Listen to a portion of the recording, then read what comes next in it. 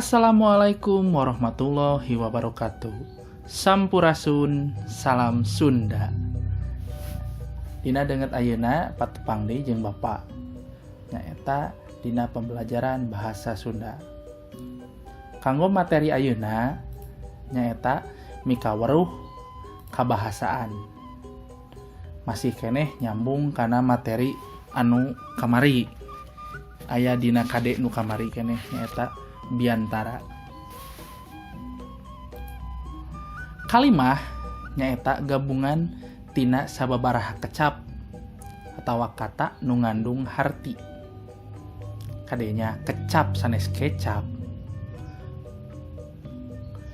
Kalimah diwangun ku jejer caritaan, pangrandap, jeung katerangan. Lamun dina bahasa Indonesia mah nyaeta subjek, predikat, objek, jeung katerangan.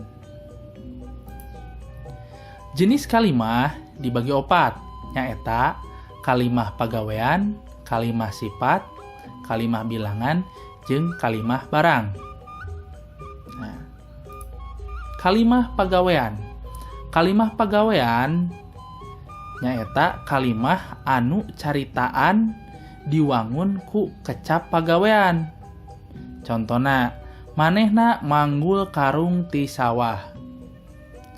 Jejerna manehna caritaana manggul, pangrandapna karung, katerangana ti sawah. Nu kadua, ida ngagaleuh endog. Jejerna ida ngagaleuhna caritaan, teras pangrandapna nyaeta endog. Di dieu caritaan teh kecap pagawean seperti manggul, ngagaleuh, nulis, jeung sajabana. Kalimah sifat. Kalimah anu caritaan diwangun ku kecap sifat.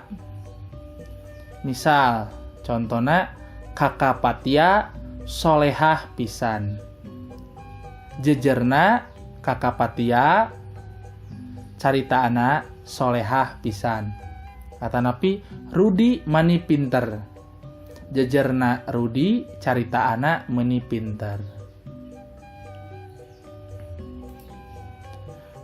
Teras nu salajengna kalimah bilangan.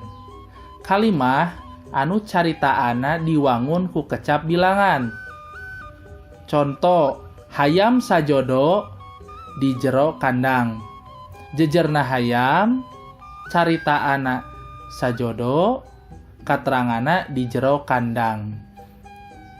Kalimah nu kadua, gelas salosin dina dusna. Jejerna gelas caritaana salosin, katerangana dina dusna. Nah, caritaan ieu teh mangrupa jenis bilangan. Sajodo, salosin, sapasang, jeung sajabana. Kalimah barang. Nah, kalimah barang nyaeta kalimah anu caritaan diwangun ku kecap barang. Contona, Kang Radi camat di Sukamaju.